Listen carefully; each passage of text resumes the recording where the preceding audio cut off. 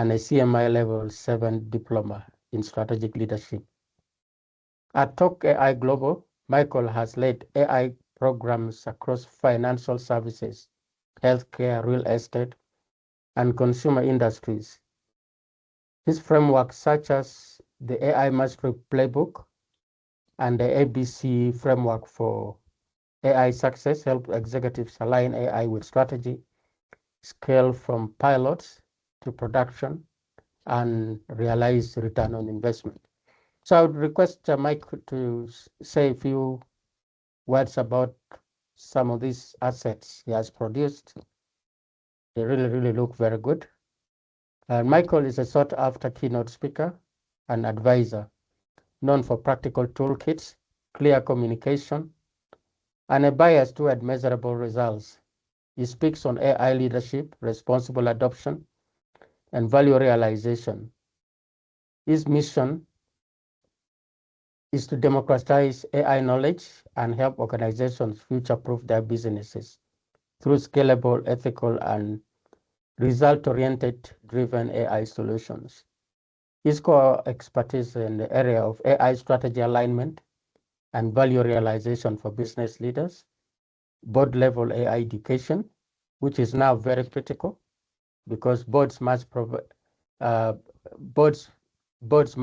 leadership if AI is to succeed. So one of his core expertise is board-level AI education. And the third one is responsible and scalable AI adoption frameworks.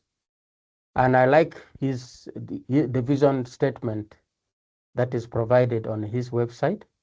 That is the website of Talk AI Global. It says, Talk AI Global was founded on the principle that AI success requires both strategic clarity and technical rigor. Our Align, Build, Commit framework guides organizations step by step from strategic readiness to seamless deployment, ensuring every AI project delivers measurable business value. Ladies and gentlemen, welcome with me, Mr. Michael Ramsey. Michael, please take it away. Thank you for that introduction, Julius. I don't believe I've ever gotten such a comprehensive introduction before. I can tell you did your in-depth research because the bio that I shared was only a few lines, but you really oversold me right there, but I appreciate it. So you want me to share my screen now? I'm not hearing you, Julius. You put yourself on mute already. Sorry, please proceed. Please proceed. All right, let me share my screen for everyone. Tell me you can see my screen. Let me. Okay. All right. Yes, we can see your screen now. Okay. You see my screen or you're seeing the notes? We are seeing the screen. You're seeing the screen. All right. Yeah, in presentation mode, yeah. Good. All right. So, as you said, Julian, so today my talk is about AI agents and the future of work. Now, we have all experienced chatbots in the recent years, and chatbots, what they did was they made AI visible. But AI agents are making AI operational. So the real distinction here is that we're moving from content generation to automation of execution. Essentially, AI is moving from a chat window into the operating model of businesses. So now the work changes when intelligence becomes executable. So before we had software which waited on our instructions. So as a human, we click, we copy, we search, we route, we check, we chase. Now we have agents where we give the agents the goals and they use tools to execute those goals within a defined workflow under our supervision. Next, the work is moving from us doing the manual work to doing a supervision of digitized labor. So in Julian, you ask about whether or not we'll be safe. Many of us will be safe if we adapt. Now, there are three capability layers to consider here. You have the LLMs or the chatbots that we're all familiar with. Then you have the AI agents, and then you have the world models, which I'll touch on a little bit later. So now let's separate the three concepts cleanly. The first one is LLMs, large language models. Simply put, a large language model is a response system, not an execution system. So an LLM takes an input and predict useful output. So we use it, we can summarize documents. We're all summarizing documents, writing emails with it, using it for presentations, analyzing information, using it to explain concepts. However, it has limitations on its own. It does not inherently act. It doesn't move tasks within a workflow, and it doesn't persist towards a goal. It's useful, but it is fundamentally response-led. Now, an agent is a little bit different. An agent takes an objective and moves towards a goal. So essentially, we, the human, determine what the goal is, and the agent then plan, decide its course of action, use the tools that we have given it and access to those tools and data, and then move towards executing that action. During that process, it uses feedback to learn along the way so that it can better serve its purpose, which is to achieve the defined goal that would have set in the beginning. Now, there are four characteristics of an agent that we should consider. One, autonomy. Operates without constant human instruction. And that is a key distinction between it and LLM. The agent can make decisions inside our defined boundaries. Next is reactivity. It perceives changes in the environment and responds to changes in real time. The next one is proactivity. It initiates action when the goal requires it. It doesn't wait on every single prompt like our typical chatbot that we engage with. And the fourth one now is social ability. It communicates with people, systems, and other agents to coordinate work. So essentially, this is how an AI agent works. Again, you give it the goal, it perceives the environment, it plans, it acts, uses feedback to carry out the task. So that environment can be both physical or digital. For example, a CRM, market, inbox, supply chain, production line, website, patient record, city system. So essentially, it can be digital or it can be in the form of a robot. Now, to repeat, an LLM produces output, an agent produces outcome. That's the cleanest distinction we can use between the two. So an LLM will say, here's the answer, while an agent will say, here's a completed task. So for an LLM, you prompt for a response, it generates content or analysis, then it stops. It usually needs a human to drive the process forward. While an agent, again, you give it the goal, plan, act, uses feedback to continue the process until the goal is achieved. So it moves towards the boundaries. It moves towards the goal you set under the boundaries that you would have defined. Now, to get a little bit technical, what sits around an LLM? So an agent uses an LLM, but an LLM by itself is not an agent. It requires an entire system before it becomes an agent. It becomes a part of an agent when it is connected to memory, tools, permission, orchestration, and feedback.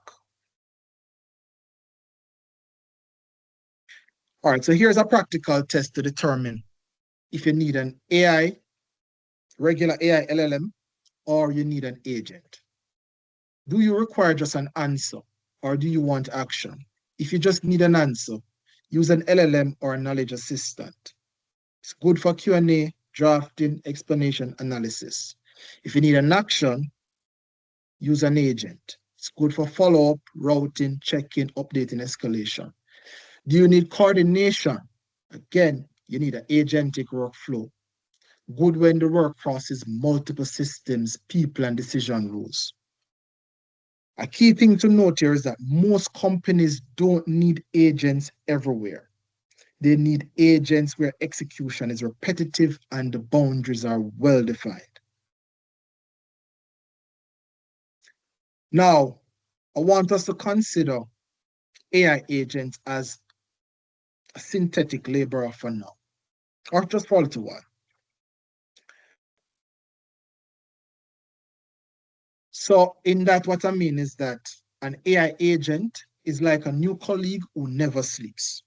It's useful, tireless, scalable, but not fully trustworthy, and that is important. So in terms of capacity, it is available continuously. It can process information quickly and repeatedly. In terms of scale, one workflow can become many workflows once bounded and governed. But when you come to control now, the agent will still need direction, limits, reviews, escalation, and accountability. So in practical terms, software begins to behave like a supervised labor. Essentially, you have an employee that you still need to monitor. Okay, so why now? Why are we talking about AI agents in 2026? Now, the reasoning models, they have become much better at planning, revising, critiquing, and handling multiple steps. We have come a far way since 2022. Tool access, agents can now connect to our email, CRM, databases, calendar, browser, code, and other APIs. And in terms of orchestration, workflows can now include memory, log, approvals, permission, and monitoring, thanks to new agentic frameworks. So AI, again, has moved from content generation to operational execution.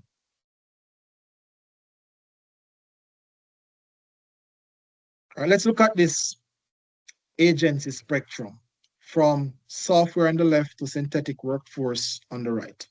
So traditional software, again, waits on our click. Then we move towards these chatbots that answer our questions. Then we integrated these LLMs into our other software in the form of co-pilots. Then we had agents, which execute a single workflow. And as you move forward now, we're also having multi-agents, which are specialized agents agents which coordinate towards a common goal. So essentially, you have a finance agent separate from a compliance agent, from an accounting agent, but they may still be working towards a specific goal. And on the extreme right now, we have a synthetic workforce whereby we have AI agents fully embedded across the business. So essentially, not where I just said we had finance agents, accounting agents, compliance agents, they may be looking at a particular finance function, but they're just taking on specialized roles in that. We haven't talked about marketing, HR, and other departments. That is where you actually get a synthetic workforce now, where you have agents basically in different departments. And why you need that essentially is the same reason why currently organizations have different departments.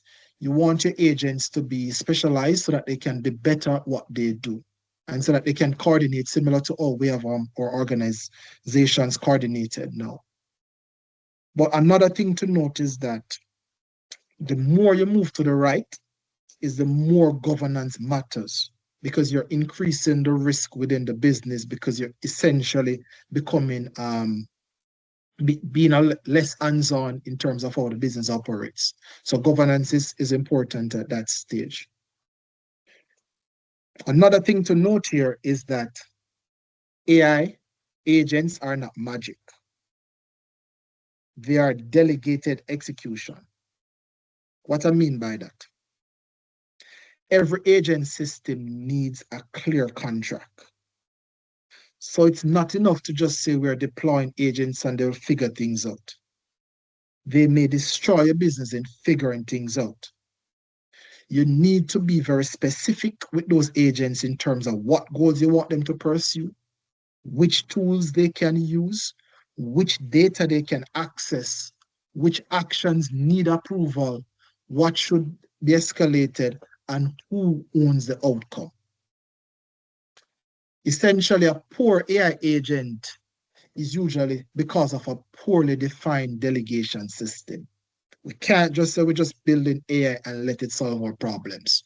We need to know what problems we want to solve, then the agent go to work and solve it for us. So we have to own the outcome. Now, let's look a little bit more at AI agents at work.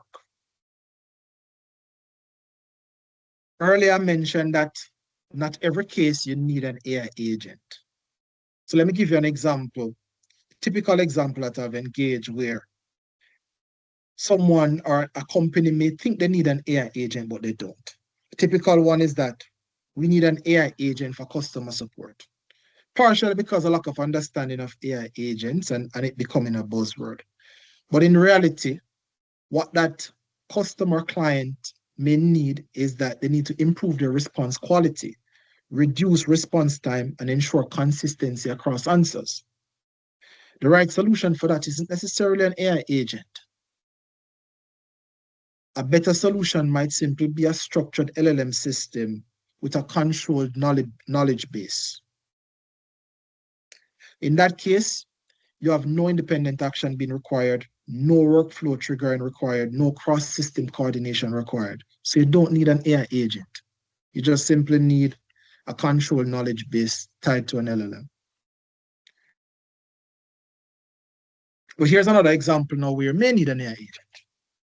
Think of a deal workflow operator, one that monitors new opportunities entering the pipeline, extract key deal information from emails, forms, and documents, then check and compare against investment criteria, then add external company and market data to this. I'm talking now in the sense of M&A or corporate finance deal execution, just so you can follow.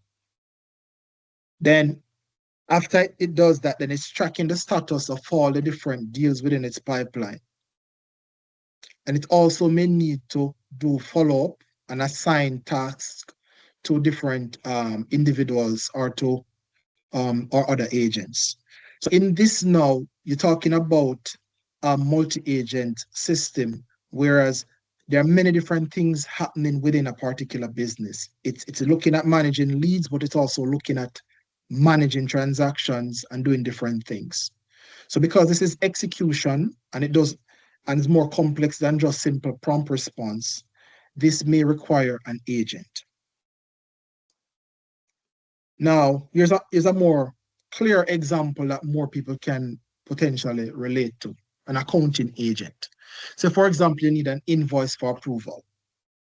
You want an agent to be able to read the invoice and extract the key fields, then match purchase order, compare against source, then check supplier to verify the details. If there are any anomalies, you want it to be able to flag those anomalies, then route that invoice now for human approval. Then after it gets the approval, it updates the finance system, and then it keeps an audit trail. So in this case, the human remains accountable for the exception and the final policy decision, but an agent is essentially doing a lot of the work behind the scene. Now, again, spending a minute on a little bit of technicality here, let's talk about the different architectures. So the design choice you choose depends on the risk or the scale and coordination and control you require. So think in terms of a centralized agent. So you basically have one central controller coordinates decision. The benefit is that it is easier to govern, but it also creates a single point of failure. If that particular agent goes down, entire system stops working. Now, if you have a distributed system, you have agents operate more independently. So it becomes more resilient and scalable, but coordination increases in terms of complexity.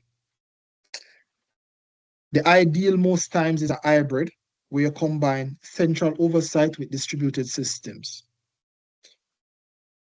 You also can have layers. So you have separate collection, analysis, decision, execution, and monitoring into a modular layer. And then the final one is multi-agent.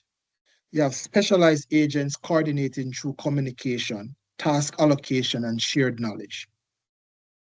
So architecture is a governance decision here, not just a technical design choice.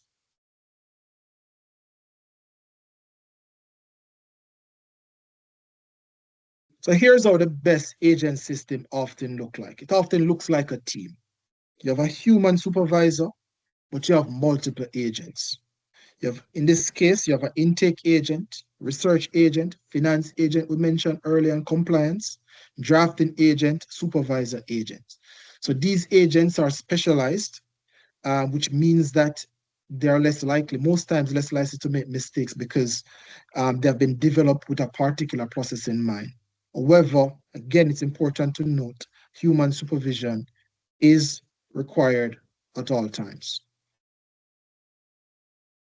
Now, to the question that many of you may be asking, or most people are asking globally now, what changes for work?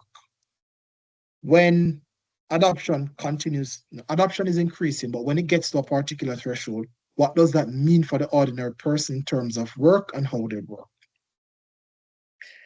The key thing to note here is that the unit of work is the first thing which changes. So in the old model, for example, you may open a spreadsheet, find figures, update a report, and then you email that to the team. In that model, a human yourself is essentially doing every step. In the new model, the AI agent would be the one preparing the report, explaining what changed, flagging the risk, and drafting actions. But the human now is directing and verifying the outcome. So essentially, agents compress chains of tasks into managed outcomes. Another way to look at it is to say the worker becomes an orchestrator, from doing every single task to now directing a work system. So these are some of the things the ordinary worker will start to do more of. Set objectives. What results should be achieved? Give context. What matters in this situation? define the constraints, what must not happen, review outputs. Is this work sound? Approve action and improve the system. How does this workflow get better in the future? Now, I know there are some obvious questions with that to say, this may mean we need less people. The answer to that is a lot more complex, but you will find that jobs will be compressed. Many jobs are being compressed. So one way to look at jobs is to say a job is not a single task. A job is a bundle of tasks. And what AI is essentially doing is unbundling many tasks. Now, some tasks will disappear, but some tasks will stay human, some of which I've mentioned before, and some will become AI supervised. But the reality is that some roles will shrink, and some roles will become more valuable and others will become less valuable. So the debate isn't just about jobs or no jobs. The real question is who captures the productivity gain. Now, which jobs are most exposed first? The routine cognitive work, they are the most exposed. If your job is extremely repetitive, rules-based, screen-based, this is a key one. If someone wants to understand to what level their job is exposed, a simple calculation is to say, what percentage of my time do I, on a full work day, am I required to be in front of a screen? And the higher that percentage is, the higher the likelihood that your job is exposed to being done or to being extremely compressed by AI. Another rule is to look at the tech savviness of your job. Is it easy to verify?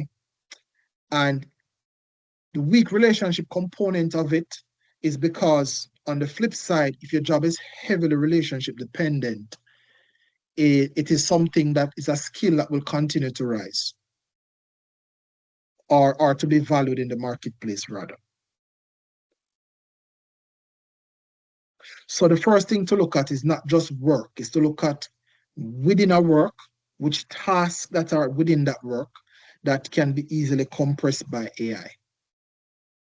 And if you find that most of those tasks can be compressed, then yes, that job it has some exposure. Because essentially what it means is that within those organizations, you will still need those roles, but you will need less people in those roles because one person can do a lot more since AI agents are doing the execution and the human is essentially doing the supervision. And if you look at most org charts, you generally require less manager to people doing the actual work. So if you look at people in this case as being managers of AI system, no matter what level they're at, then essentially you may find that many organizations may need less people to carry out the same work. Now, let's look at the skill premiums. So again, we talk about the skills that are declining in value, manual data entry, basic research, routine drafting. I spoke about those already. But the skills that are rising, judgment, verification, problem framing, ethical reasoning, relationship management, process design. Now, I'm going to go off script a little bit here because I think it's worth mentioning that within organizations right now, the individuals who are the greatest threat are generally the ones coming into an organization, partially because how many companies are choosing to deal with the productivity gain is not necessarily in getting rid of jobs, but in reducing the number of new hires that they're taking on. So essentially, they're keeping the same people and just increasing their workload as the organization evolve. The other thing to note here is that the risk in the future is that if you look at these skills that are being highly valuable, These are skills that individuals at a management level usually have through years of experience at the junior level. Now, if AI agents and essentially become quite proficient junior workers, then you will have a time when judgment is no longer within that organization. Verification, problem framing, relationship management. Because when those senior employees move on, the junior employees, they may not have gotten the chance to do these type of skills. So it is essential for organization to continue to figure out how to best train their employees from now, even before they fully integrate AI systems, to improve their judgment by whatever means, improve their judgment, their problem framing, their ethical reasoning ability, and to allow them to develop those skills as quickly as possible and to be proficient, because these additional skills, they will not necessarily be there in the long-term future, the ones on the left. Now, the good and the bad thing is that the current AI agents have limitations. So they can act, but they still do not understand enough. It's part of the reason why we spend so much time talking about supervision, because while they're great, they're prone to break and make certain type of mistakes. So they are strong when you give them well-defined, bounded tasks, but they're brittle along long and changing workflow, which is the nature of a lot of jobs. And because we're dealing with agents here taking multiple steps, a small error can compound across multiple steps, which can have significant consequences. So again, which is why it is important to have system in place to monitor these agents. So in terms of tool use, memory, context, it's great, but it still remains fragile because we are still in the early phase. However, it's getting a lot better, and I will speak a little bit more about it as well. So yes, the current AI agents, they're great, but they have limitations at the moment. Now, one way some of these limitations are being addressed is in the form of role models. Now, so what is a role model? A role model is an AI's internal model of how the environment works. So when you think of it, well, the criticism, again, that we always talk about with LLMs or AI agent is that it doesn't fully understand the world under which it operates. So what that means is that it will always have some limitation around context, because while it may be good at following an instruction, it may not necessarily be great at predicting the future because it doesn't have a global representation as to what the full environment looks like and what the future will look like when these actions are taken. So what the role model does is that it builds a context about the situation. It understands its constraints, its actors, and its environment. Essentially, the concept around a role model is that it's really becoming a human and thinking like how a human solves a problem. So the next thing it does, as I said before, it estimates what may happen next if different actions are taken. That's essentially how we make decisions at the management level.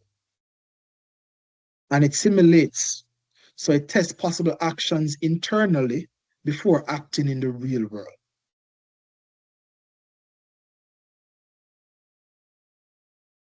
Now, here's an example, right? So a basic agent will send a reminder to a late paying customer. It follows a rule and it completes a process. Now, a stronger agent, it would understand the cash flow impact, the customer relationship, the urgency, the risk, the timing. Now, it will understand that, for example, treating every customer that is late, you need to treat them differently. For example, one customer may be late, but always come through without any follow-up. Another one, this may be the first time that one is late, that something is off. And then it may also understand that A third customer requires a different form of communication and messaging because of just how that person operates. So a stronger agent is context-wise and starting to think and like a human being. It's starting to get into the nuance element of what makes us human. And that is what some of the frontier companies are working on, role models at the moment. Still early phase, but the concept around it remains strong and progress is being made significantly, especially in the scientific field around this. Now, let's look at the business impact of AI and agentic AI. Now, small and medium-sized firms, they have an advantage here if they use it wisely. So typically, the smaller firms, one of the major limitation is capacity, not ambition, right? So they may want to do many things, but they have resource constraint. They may not have the resource to hire the best team or to put together the best team to execute these vision that the owner may have for the business. Now, with the ability to develop multiple agents that can be supervised by one or two employees, or few employees rather, that small business have the ability to build an entire team with all the different functions and execute a lot more using AI. So essentially, it can compete with the bigger businesses using a smaller headcount. Now, large organizations, they can do many of these things as well, and they're also getting benefits from AI. However, large organizations sometimes come with certain challenges. They have legacy systems which are difficult to replace, and they're sometimes tied to long-term contracts that make changing them not the fastest decision. They also have data in silos. They are complex in terms of governance. And then you have a lot of internal politics, and we can't ignore internal politics because when many of us think about AI, when someone come into the organization and say, okay, they want to implement AI, what you may find happening oftentimes is that if you're talking to the wrong person, they're thinking about protecting their jobs. They're not thinking about how AI may benefit the organization and help it to scale and achieve its objectives. So large organizations are more likely to have this decision-making process where you have many different people who are at risk or see themselves are at risk. So therefore, never recommend the an AI system to be implemented, or they may find ways to slow down the integration and adoption of such systems because of their own personal objectives that they believe they're protecting in terms of power and job security. So large organizations, there are ways to get over this. I speak about this a lot in terms of how to manage this, how to manage the change within an organization. But the risk is there, and it is harder to manage relative to a small organization where the head of that organization essentially can be a lot more tactile in what is happening, and therefore is able to affect the change required to move the business forward. Now, from a leadership perspective, again, it's an opportunity. Whether you're in a large or small organization, integrating AI into your business is an opportunity. But the first question to ask, there are many questions, and I have frameworks around this, but the first question to really ask is to say, where can I get the greatest upside here? Where it is not risk heavy, should have added that. So that's the first question to ask. The next thing to do is not to go and just start to implement AI into your business. It is to map your workflow and to measure what potential gains you will get once these systems are integrated. Yes, some things you may not be able to do until it is fully integrated, but it is worthwhile to spend the time and map your organization and look and ask questions such as, where are people moving information between the systems a lot? And where are my expensive people doing low value coordination? And this isn't about trying to replace those people. It is about elevating them towards doing work that is more high value, that may not necessarily be the easiest to automate. So those are questions that I believe leaders are asking. And if you're not asking that, these are questions that you should be asking yourself with your team. Now, I'll end there for now and open the floor to any questions that you may have.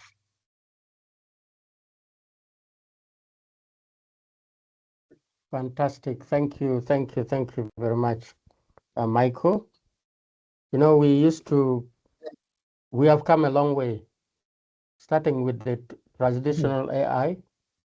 Then we came to Gen AI. Now we have moved on to agentic AI. So all of them have different perspectives as far as employment is. All of them have different challenges as far as employment is concerned.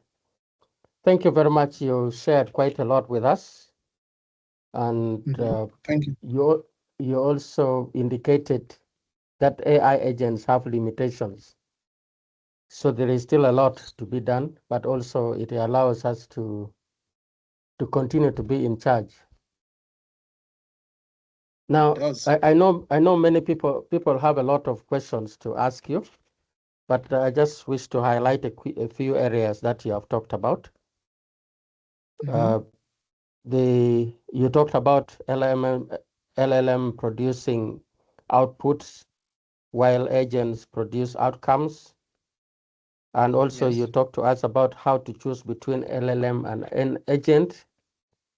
You talked about content generation versus operational execution. And importantly, also, you mentioned that not every case requires an AI agent. So that's why advisory services is still required. And people like you contribute quite a lot in that regard. And certainly by extension, Vision Africa also supports in that area. So and you also mentioned which field, not that one. You actually mentioned some areas where AI agents are being applied the most. The areas where you should use a agent more than the rest. You took us through some case studies, like a use of AI in accounting system and AI agent. So our partner Jim Roberts, HLB Jim Roberts, is now implementing AI agents in some of the operations. It is a partner company to Vision Africa. So it is also an important case study for someone who wants to see AI agent at work. And you also highlighted areas that are changing at work, like unit of work, and where AI agent does the work, then the human must be there to verify it. And the work becomes more of an administrator directing what needs to be done. And you mentioned that jobs are being unbundled and some jobs are being compressed. And you also highlighted some of the work areas which are being exposed, like the routine repetitive task, text-heavy jobs.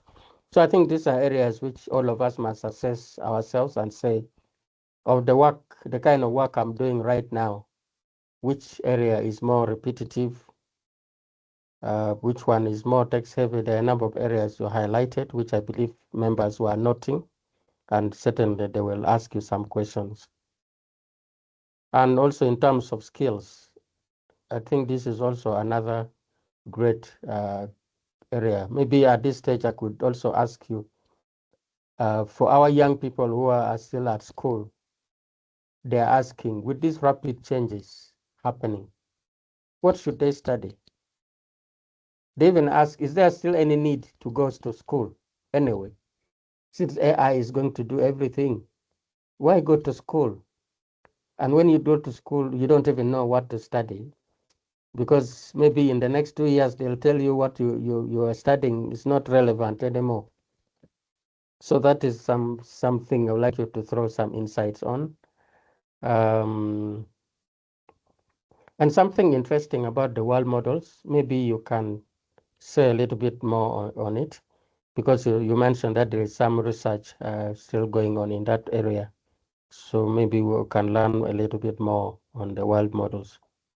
And the one exciting also is the business impact, where small companies can now favorably compete with large ones.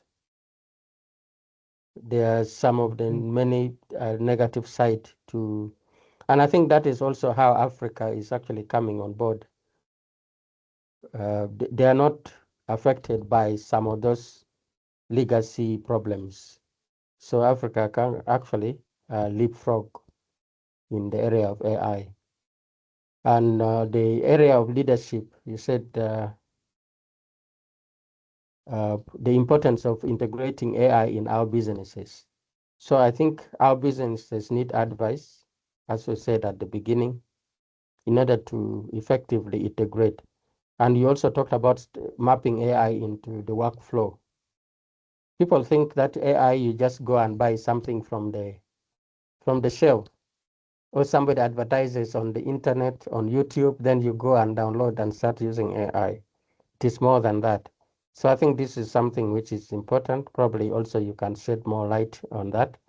How should businesses go about mapping AI into their workflows? Well. Yes, so that is, I thought I should give a little bit of the highlight of the issues that you raised. It is not exhaustive. So I would like to request the members, people who are present, you can type your question in the chat, or you can raise your hand and speak out your views as I give Michael to respond some of the things that I've just mentioned. Over to you, Michael. So, okay, so you may have to repeat some of those questions, but I'll take them one by one, right? So the first one I believe you asked was, pardon me? Yeah, they actually, the rest were summaries. The two most important one is the issues of career, whether there is still need to go to school. Yeah, so I believe that school is still relevant, Julius. Now, the bigger problem isn't school enough. The bigger problem is how school is traditionally administered. And I believe if school continues to operate like it does right now, then for most people, it's not the best use of their time and money to go to school. Schools, in terms of university and colleges, need to change what the outcome is for students, which is not the ability to prove that they can regurgitate facts, but the ability to create something tangible and useful. Because essentially, as I would have said, the task of a junior employee now is being easily automated using AI. Therefore, the expectation is that when someone is coming into the workforce, they can't just be coming in now with a degree showing that they have the ability to learn. They need to come in now with skills that they can use within the organization from day one. The problem is that most people generally learn their skills once they go into the workforce. The traditional education, it focuses so much on theory that by the time you go into the workforce, you're just unlearning everything and relearning what is required to move in your career. Now, universities have a responsibility to say, here what? We're going to separate between the highly theoretical for people who want to go to the doctoral level and want to understand research, and because you're still going to need that, because the reality is that many of the things we're discussing here, they were and still are being developed by research scientists who got their doctorate in the AI field. We can call a lot of their names. You know some, I know some, most of the audience do as well. So education, in terms of how it is delivered, may still have utility for a lot of those people. But the majority of people who go to university, they don't go there with the expectation of trying to get a doctorate. They try to go to get some qualification and skill in order to enter the workforce. But the problem now is that the way it is administered, that's not going to necessarily be helpful. Now, there are some degrees that tend to give some skills that are less prone to automation. When you think about, for example, certain jobs in the healthcare field that are extremely human heavy, as much as we're going to automate certain elements of medicine, a big part of medicine is compassion and care and dealing with people physically. And generally speaking, medicine is untapped when it comes to AI. So when you look at it, as we move towards automating marketing, accounting, finance, etc., our focus as human beings will be around how can we live a better quality life. Now, many people are dying from diseases that they don't need to die from because not enough focus or people is there, or the cost of some of these medicine is not accessible to everyone. So you have a lot of fields that people can shift from, and medicine is the primary one. Because when I look at it again, Julius, during the COVID period, when we started to differentiate between essential and non-essential jobs, most of the essential jobs tend to center around what? Healthcare. So those, and if you look at it, all the other jobs we talk about being replaceable, etc., easily replaceable, you spend a lot of time around the screen. I'm not saying they're not important, but they're not as essential to life. So I know some people might say, oh, but not all of us can be doctors. I'm going to tell you, more people are going to become doctors. More people are going to work in medicine in different fields. Some people may say, oh, I don't understand the sciences and my brain can absorb that. That is the benefit of AI, because now AI is going to do personal learning, so you can better able to learn. So some of the concepts that may seem foreign, now you're going to be better able to learn because you can learn faster. So essentially the bar has risen and more people need to look towards going into the sciences. So that is my answer to that. You may have some follow-up questions. I have more to say on it, but that is the area that I say more young people need to go into. Thank you. Thank you for the career guidance. The other one was I talked about the world models. That if you can explain what is going on in that space. It's somewhat linked to what I just said. So essentially, what I said in the presentation was around, there's currently a limitation to the traditional AI systems. Now, we had ChatGPT coming out, and we understand fundamentally how that architecture works.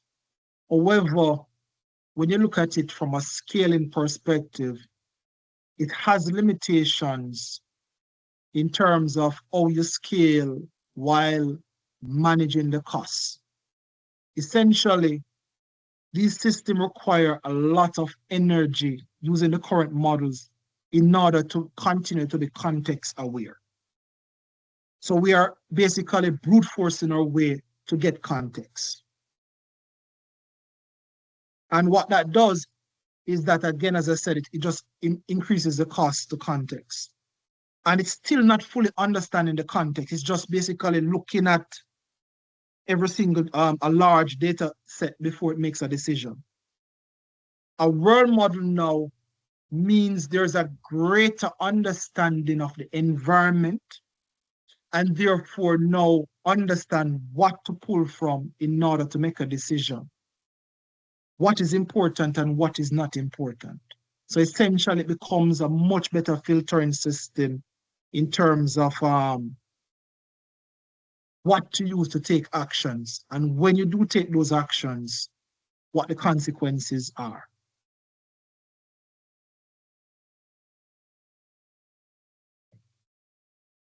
All right, thank you. Then finally, for me, I mentioned something about how you to integrate AI into business workflows, and we talked about mapping AI into business workflows.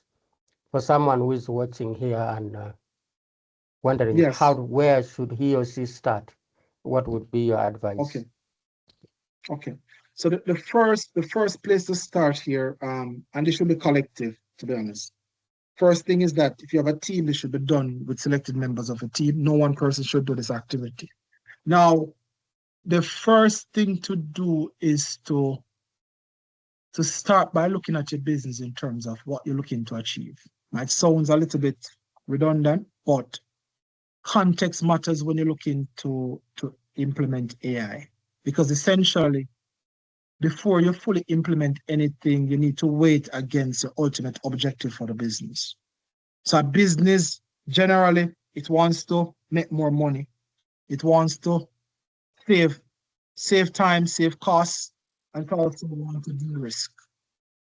Now, the next thing to do rather is to identify all potential use cases for AI. So before you drill down into any specific task that you want to do, just look at every single potential use case for the business. Start wide.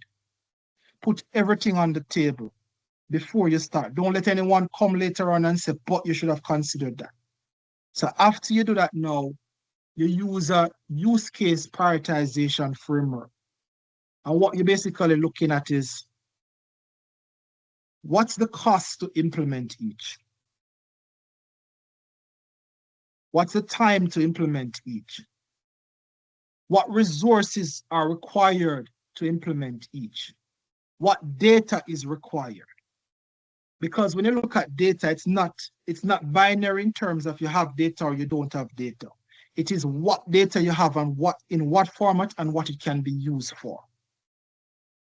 So you start by looking at what you're trying to achieve, then you look at what data you have, and then you start to determine how you prioritize based on the data, what data you have. So essentially you start with what I call, not what I call, it's simple phrase, the low-hanging fruits, which are quick wins, things that you can get a high value from, and they are relatively easy to implement using your current data that you have. So you look to get some quick wins so you have some momentum going in your organization. Now, while you're doing that, you're looking at your strategic bets, because again, this is a part of our framework. You're looking at your strategic bets, which are even higher value tasks, but they may require more resources, they may require more data. They may require data that you don't have. They may require you to change how you operate. So while you're getting that quick win done, you are essentially now looking at how can I achieve these strategic bets, which meaning changing how the business operates for the future. So it's essential to work in parallel in that form. See, it doesn't make sense to start with that big strategic bet because you will lose a lot of people and you need to have momentum in the organization. So start with the quick wins, then move to strategic bets. So essentially, you're going to end up with what I call a prioritized list of use cases, and you're prioritizing them based on ROI and also complexity and cost. Yeah, not cost, because ROI basically essentially covers cost. So ROI and complexity. Now, following that is what basic knowledge and skills should an entrepreneur have? It seems AI is now part and parcel of entrepreneurship. So what basic knowledge and skill should somebody have? And now that we are also moving in the space of agentic AI. So it's a very good question. A very good question indeed, because here what? Pre-AI or post-AI, an entrepreneur needs to know how to sell. Oftentimes people will say, boy, I can't sell, I don't like to talk to people, I'm not into building relationships. You need to learn that skill, because if all you can do is to do Excel modeling, then you need to upgrade yourself, because AI is going to be better at that than yourself. The reality is that we're moving towards respecting those intangibles, those soft skills a lot more. And generally, when you're an entrepreneur, you're just starting out, you have to focus on getting the first set of customers yourself. Now, within organization, it's going to be the same thing. You need to learn how to deal with people, to sell your ideas internally, which is what managers do at a certain level anyhow. So the ability to sell is the number one skill. The next is the curiosity. I don't know if that is something you're born with or if you can develop that, but it is essential, because when you have an environment where there are so many tools, so many different things coming out with regarding to AI, you have to follow your curiosity, which means that if you have a problem to solve, and this is how we actually learn how to work with AI better. This is what I tell people. If you have a problem to solve, focus on solving that problem and looking at the solutions that AI can use it to get to that problem. Along the way, you learn how to work with AI, and along the way, you develop skills. So it starts with you having problems. So for example, if you're interested in starting say you're looking to start a digital marketing business. I don't know if that's the best example, but I'm going to give you that. Then learning how to use AI to become the best digital marketer is the start. Learning potentially how to build a website yourself using AI. Learning how to get the customers using AI, how to build an agentic systems and inbound system using AI so you can try to get your customers. And that is how you learn. Curiosity.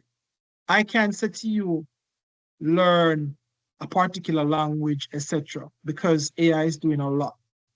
But you have to follow your curiosity and use AI in the process to execute those tasks. For example, I imagine one of the reasons why you had so many notes, Julius, you may be using an AI tool, right? So that AI tool is because you're in the AI space and you understand that you need to use AI to get better because you're talking to clients, so you need to be able to can do that. So maybe someone who isn't an AI native as yourself may not have used that tool.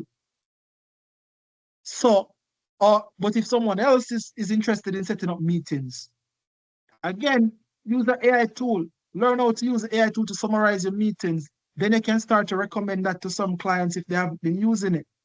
If you want to learn how to get clients, look up how people are using AI to get clients. That's how you learn as an entrepreneur. And that's a skill that you need to have. So you're recommending self-learning, or you attending courses or webinars, or what do you recommend? A bit of both. To be honest, a bit of both, because what courses do is that they create a structure. And in an environment now where there is an abundance of information, structured learnings have even a greater premium, because essentially the essential things are put there for you to use so that you can move faster, further. Self-learning is always going to be important, but sometimes some people don't know necessarily where to start. And to be honest, in self-learning, there is structure within self-learning. Because, for example, when I was doing my MSc, or I was doing my dissertation, the part of my course where I got the most out of it was when I was doing the dissertation, because now I had to rely on everything that I learned over the year in order to build what I was building and to put together my research, right? So I had to go back to that structured learning. If I was to just go and randomly search for information only, it would have taken me a longer time. Mind you, research requires going for learning on your own, because you're looking to do something different. But the structured element of it compressed what I needed to know as a fundamental, so I could get to where I need to get to faster. So both are important. Ladies and gentlemen, if you have any question, feel free to type it in the chat, or you can raise your hand and give you the permission to speak. And yes,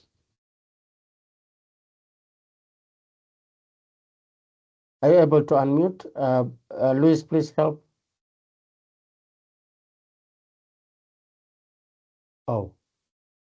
Oh, yes, Vincent.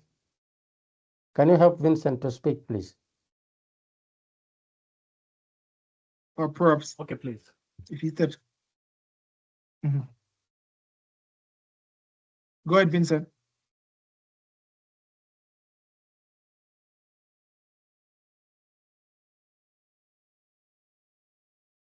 Did we lose him? Vincent, can we write? Are you able to unmute yourself? Yes, you did. Or should we? We are not hearing you, unmute Vincent. him? Please unmute and speak, Vincent.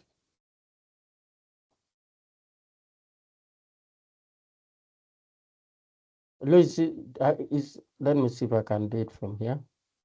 I've done it. I think I've... Okay, hello? Vincent, please go ahead. Yes, we can hear you. Yeah, I was saying very enlightening conversations, and thank you very much, Ramsey.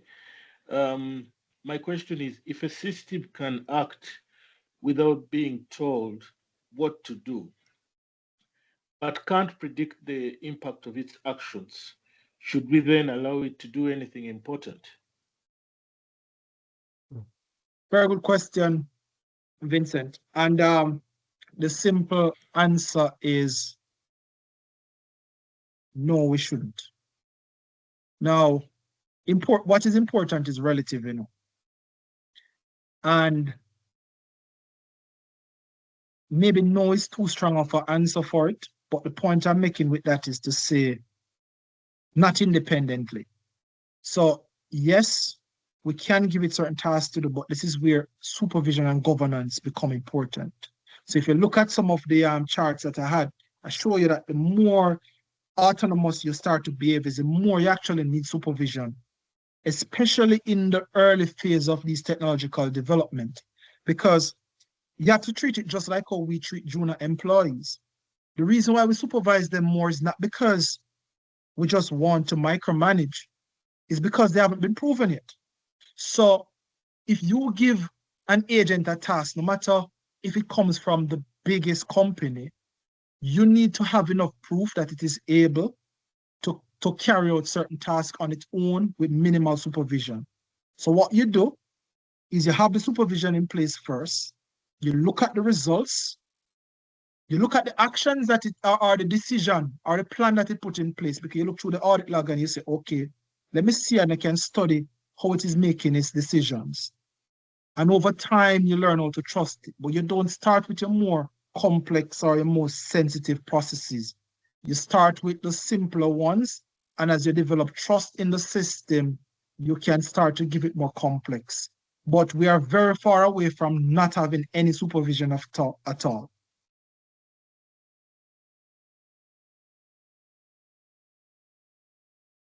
Did I answer your question, Vincent? Very much, thank you. Okay. All right. Thank you very much, Vincent, for that question. And Michael, thank you very much for the great answer you've given. I will not let you get away without talking about those two books you have written, and also about that framework that you use in Talk AI. So maybe as other members are looking for preparing to ask questions, you can talk about those in the meantime. Sure. So, two books targeting different individuals at different stage of their learning of AI. So the first book, AI for Business Leaders, it was written with the intention of people who are just getting introduced to AI and wanted to get an understanding as to what AI is, what the potential use cases are, and it also gives some strategic insight into how you can go about looking to implement AI within your organization. So that's a function of that first book, right? Heavy on use case, heavy on understanding what AI is, and a little bit lighter in terms of the strategy front of AI, right? Because most people, they won't spend a lot of time on the strategy element. They really want to understand where can I use AI in my business from a practical sense, and then they will take things further. Now, the second book, I wrote the second book because of what I had noticed happening post the wave of ChatGPT and LLMs. We saw where many companies were, and still to some extent, just looking to implement proof of concepts that never make it anywhere but there. And the reason for that was because there wasn't a proper system in determining what to build and why to build it and how much it would cost at scale. So because of that now, I felt the need to create a structure around how to determine those questions. What to build, why, and what to build and why to build it, right? So essentially, the ABC framework is aligned, build, commit. And what it simply means is that before you do anything, you need to align yourselves, your team, the business around what you're looking to achieve from AI. Then you start to build. And the commit element speaks heavily about change management and what you need to do to consistently get the return on investment after you have done everything else right. So on the alignment front, we're talking about aligning what the business, we start with what the business requires. A heavy focus on the business first, rather than tech first. So essential part of it is that we are business first, and then we look at how the tech can get us there, not the other way around. Then we go into some of what we talk about, which is looking at what use cases potentially we can put in place based on where the technology is now and where it's going that can get us there with AI. But before we implement those, we have to prioritize. So we put everything on table, make everyone come up with their ideas. It's not one person in silo. Or another part about it too is that it's not one person in silo. And I said this for this reason, Julius. The intention is to ensure that a tech partner doesn't approach a business with a glowing demo and sell that business on it when it is not necessarily the best solution for that business. So what we're looking to do is to put some level of rigor in place to say, let's understand what the business requires first before we start to talk about a specific technology solution. And if it meets, then fine. At least now we are better able to evaluate it to see if it is the right solution for our business. But we don't want to be led by external. Essentially, what I'm saying is, don't be led by external parties selling a solution that may not necessarily be the best solution for your business. Start with your use cases, understanding what the business requires, which is where I talk about, remember in the presentation, again, I talk about, do you really need an agent or you just need a simple LLM tied to a knowledge system? If someone is selling you a fancy agent, but you only need the first part, then you end up spending on something that your ROI may not measure up to. Your system may not be able to do because you don't have the data and everything in place for that. And you may try to rework your organization thinking that, you know what, I need to get the data and everything in place to do this. But you never need it in the first place. What you needed, you could have done with what you have. So the idea behind it is to remove that. It's insurance, so to speak. So it's a process to make sure that whatever you select is useful for your business. Michael, you have done a lot of justice. You even went beyond and gave us very good business advisory services in the adoption of AI. And thank you for the great work you do. And we really appreciate. There is another question from Vincent. Sure. Vincent, please proceed.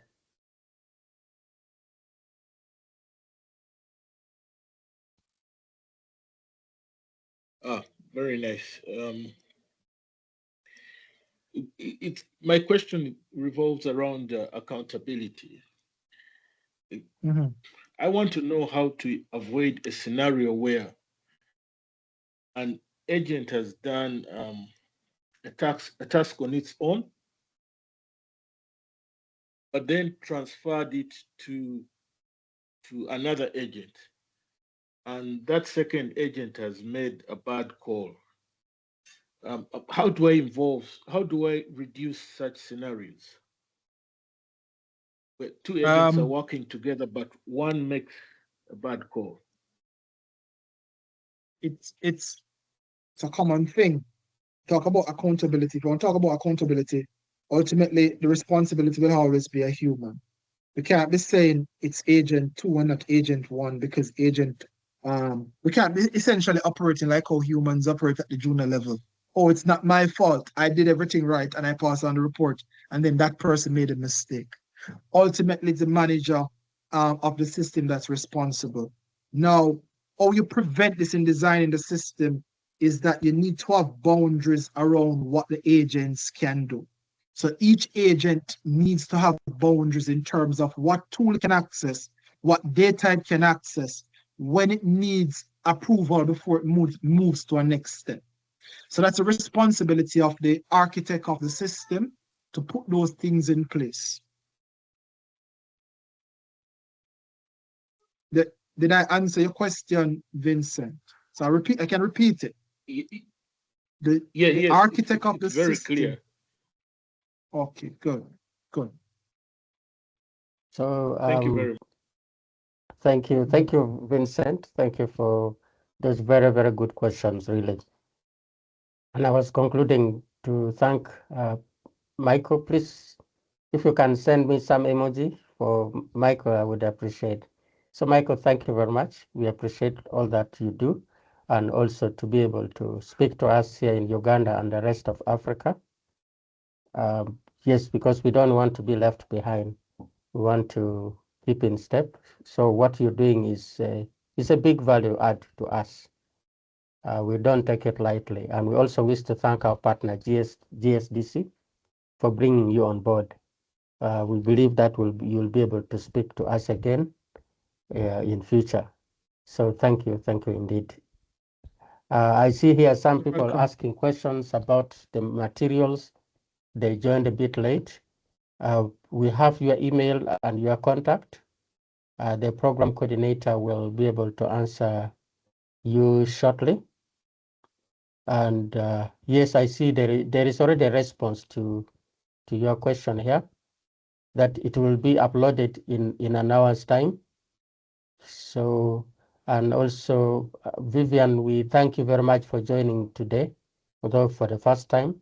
We have master classes every Thursday, complimentary, from 3:30 East African time to 5 o'clock. And we also, before you came in, I said we have international certification program in partnership with the GSDC, but we also organize